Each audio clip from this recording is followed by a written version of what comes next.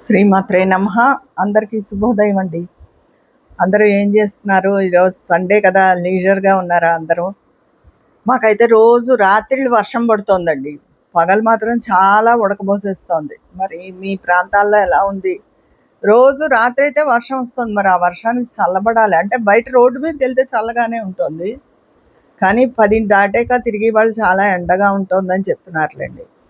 ఇంట్లో మాత్రం ఏసీ అవసరం ఉంటుంది. స్టవ్ దగ్గర ఉన్నప్పుడు చాలా గాబరాగా అలా ఉంటుంది. అందుకనే నేను మళ్ళీ ఈరోజు మెత్తడిది కాటన్ చీర కట్టుకున్న ప్రశాంతంగా ఉంటుందని చెప్పి. అసలు అంత ఉక్కని తట్టుకోలేకపోతున్నాం. అందులో ఈ కోస్టల్ ఏరియాస్లో ఉడకపోతనం బాగా ఎక్కువ అండి. ఎక్కువ చెమటలు పట్టడం అది ఎక్కువగా ఉంటుంది. ఇంకేంటి సంగతులు? తర్వాత ఈ మధ్య వందే భారత్ వచ్చాక తొందరగా వెళ్ళిపోవచ్చు హైదరాబాద్ అని జర్నీస్ ఎక్కువయ్యాయి అందరికీ. అంత క్రితం అవసరమైన వాళ్ళు వెళ్ళేవారులేండి. మరి అవసరమైనప్పుడు ఎలాగో అలా వెళ్ళాలిగా. అలా అని కాదు, కారుల్లో వెళ్ళేవాళ్ళు పర్వాలేదు, ఇంటి నుంచి ఏమైనా ఫుడ్ ప్యాక్ చేసుకుని పట్టుకెళ్ళి తింటారు దారిలో ఒక చోట ఆగి. ట్రైనుల్లో కూడా అలా పట్టుకెళ్ళచ్చు. సరే ట్రైనుల్లో ఫుడ్ ఇస్తారు కదా అని చెప్పి కొంత నెగ్లిజెన్స్ వస్తుంది. అది ఆర్డర్ పెట్టుకుందాంలే అనుకుంటాం. కానీ నేను ఆ ఫుడ్ గురించి విన్నప్పుడు చాలా దారుణంగా, అసహ్యంగా, భయం కూడా వేసింది. ఎందుకంటే ఒకప్పుడు నేను కూడా ఆ ఫుడ్ తిన్నాను. బాబోయ్, ఇంత అపరిశుభ్ర పరిస్థితుల్లో చేసిన ఫుడ్ని మనం తింటున్నామా అని చెప్పి చాలా అనిపించిందండి. అక్కడ టీ అవి కూడా అసలు తాగద్దు, టాయిలెట్స్లో నీళ్లు పట్టేసి అవి తయారు చేస్తున్నారు, అలా అన్నీ చూపించారు. అసలు ఏదైనా వేలాది మంది ప్రయాణం చేసే రైళ్లలో ఏ రైలైనా కూడా ఫుడ్ మనం ఇంటి నుంచి చేసి పట్టుకెళ్ళి ఒక బాక్స్లో అది తినడం నయం. అందులో ఆర్డర్ పెట్టుకోకపోవడమే నయం. అసలు ఏదైనా సరే హోటల్స్లో కూడా కిచెన్లోకి వెళ్ళి మనం చూస్తామా ఎలా ఉంటుందో. బోళ్ళు ఈ ఫుడ్ అధికారులు అప్పుడప్పుడు నామమాత్రంగా దాడులు చేస్తూ ఉంటారు కదా. అది చూసినప్పుడు ఆ హోటల్ కిచెన్ అవి చూసినప్పుడు భయం వేస్తుంది. అప్పుడప్పుడు తప్పక తెప్పించుకుంటూ ఉంటాం, తింటూ ఉంటాం. కానీ సాధ్యమైనంత వరకు అవాయిడ్ చేస్తేనే నయం. తర్వాత నిన్న నేను ఒక అమ్మాయి, చిన్నదేనండి, ఆయుర్వేదం గురించి చెప్తూ ఉంటుంది అమ్మాయి. ఆ కోర్స్ చేసినట్టుంది. ప్రముఖ యాంకరు స్వప్న గారు అమ్మాయిని, అంటే చిన్నది అనే అమ్మాయి అంటున్నాను, ఆవిడని ఇంటర్వ్యూ చేయడం జరిగింది. తర్వాత మన హెల్త్ అండి మెయిన్. ఇప్పుడు డ్రాగన్ ఫ్రూట్ అని, లిచీ, కివి, రకరకాల ఫ్రూట్స్ వస్తున్నాయి కదా. ఇవి మన అమ్మమ్మ కాలంలో లేవు అసలు. మన అమ్మమ్మ ఏం తిందో దాన్ని బట్టి మన హెల్త్ ఆధారపడి ఉంటుందట. మన అమ్మమ్మ ఏం తిందో అదే ఫుడ్ని మనం ఫాలో అయితే మన హెల్త్ చాలా బాగుంటుందిటండి. ఎందుకంటే అలాగే ఆ అమ్మమ్మకి అరుగుదల ప్రాబ్లం ఎక్కువ లేదనుకోండి, ఉందనుకోండి, అడగదనుకోండి, మనకే ఆ ప్రాబ్లం వస్తుందిట.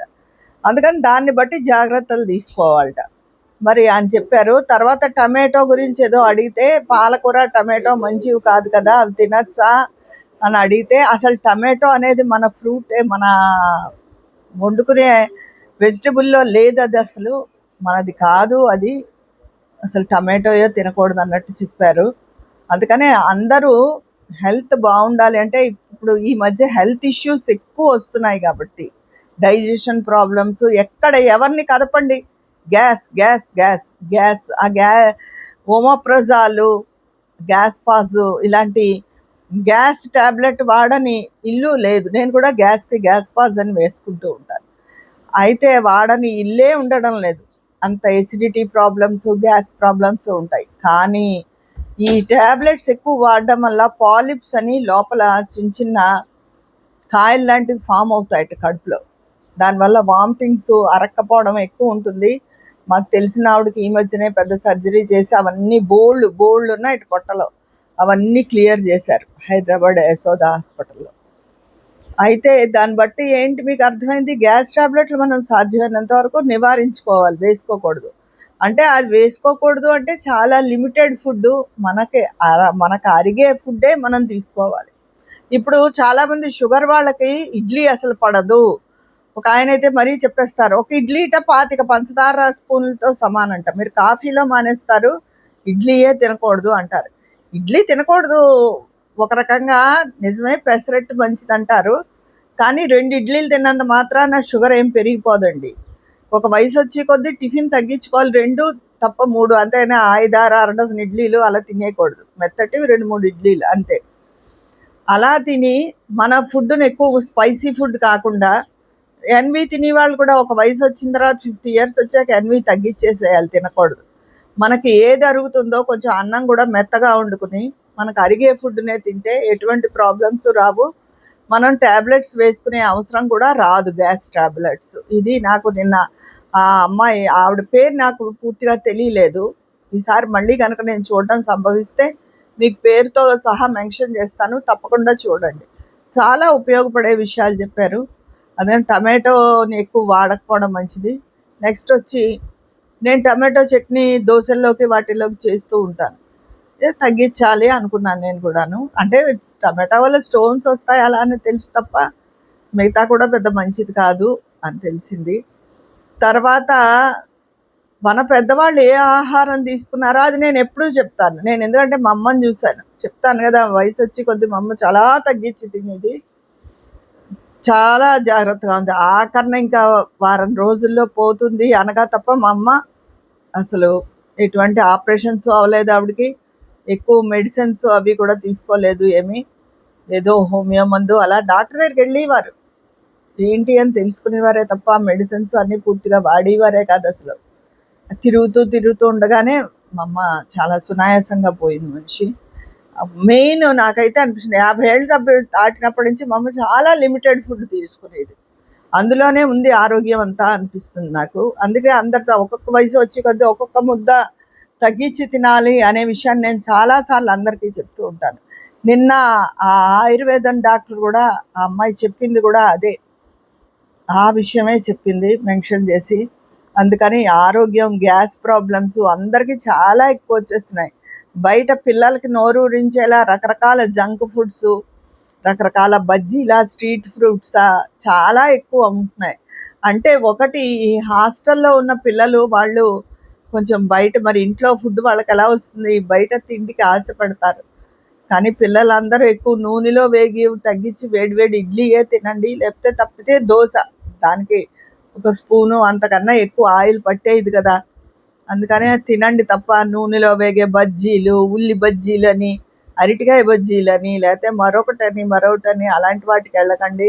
జంక్ ఫుడ్, ఈ బర్గర్లు, పిజ్జాలు వాటి జోలికి కూడా వెళ్ళకండి. ఇప్పుడు ఇంకా మీరు చిన్నపిల్లలు, ఆరోగ్యం అంతా జీవితం అంతా ముందే ఉంది. మరి లైఫ్ లాంగ్ మందులు వాడతారా, లేకపోతే జాగ్రత్తగా తిని మీ ఆరోగ్యాన్ని మీ చేతుల్లో ఉంచుకుంటారా అన్నది మీరు ఆలోచించుకోవాలి. చాలామంది మగవాళ్ళకు కూడా పెద్దవాళ్ళైనా సరే నోరు కంట్రోల్లో ఉండదండి. ఏదో ఒకటి తినేద్దామన్న తాపత్రయం ఎక్కువ పడిపోతారు ఆడవాళ్ళ కన్నా మగవాళ్ళు. కొంతమంది ఆడవాళ్ళకు కూడా తాపత్రయం ఎక్కువ ఉంటుంది, అది తిందామా ఇది తిందామా అని, కానీ ఎక్కువ మగవాళ్ళు అలా ఉంటారు. కానీ ఎవరైనా సరే ఆరోగ్యానికి పెద్దపీట వెయ్యాలండి. ఆరోగ్యాన్ని జాగ్రత్తగా చూసుకోండి. ఆ ఆయుర్వేదం ఆవిడ చెప్పినట్టు మన పెద్దవాళ్ళు, మన అమ్మమ్మల్ని బట్టి ఆధారపడి ఉంటుందిట మన హెల్త్ అన్నది. దాన్ని బట్టి అందరూ ఆరోగ్యాన్ని జాగ్రత్తగా చూసుకుని, గ్యాస్ ట్యాబ్లెట్లు వాడడం వల్ల లోపల పొట్టలో పాలిప్స్ అని తయారవుతాయట ఎక్కువ. అదే రెగ్యులర్ గ్యాస్ ట్యాబ్లెట్లు యూసేజ్ మానేసిలా మన ఆరోగ్యాన్ని మనం తయారు చేసుకోవాలి. చాలా లిమిటెడ్ ఫుడ్, అరిగేలాగా కాస్త మెత్తగాను అన్నం తీసుకోవాలి. మెత్తటి ఇడ్లీలో 2, 3 అంతేగాని అర డజన్ ఇడ్లీలు, 4, 5 దోశలు, 4, 5 పెసరట్లు అలా ఏది అతి పనికి రాదు. ఇది చిన్నప్పుడు తినాలి 25 ఏళ్ల వయసులో, ఇంకా 40 ఏళ్ళు వచ్చాక తిండి తగ్గించేయాలి, ఇది మంచిది. ఇదండి ఈరోజు నేను ఆరోగ్యం గురించి అందరికీ చెప్పేది. ఎందుకంటే ట్యాబ్లెట్స్ కూడా కల్తీయే, పైగా ఆ ట్యాబ్లెట్స్ వాడకం కూడా మంచిది కాదు. అందుకని ఈ విషయం గురించి, ఎందుకంటే అందరినీ పట్టి పీడిస్తున్న సమస్య గ్యాస్ట్రిక్ ప్రాబ్లం, ఎసిడిటీ, గ్యాస్ ప్రాబ్లంతో చాలామంది 90% ఆఫ్ ది పీపుల్ బాధపడుతున్నారు. ఈ విషయం గురించి అందరూ ఆలోచించి ఆరోగ్యం గురించి తగు జాగ్రత్త తీసుకోవాలని కోరుకుంటున్నాను. మీ అందరి అభిప్రాయం కూడా కామెంట్ బాక్స్లో తెలియజేసేయండి. మరి ఉంటాను, మీ స్నేహితురాలు విజయ పన్నాల.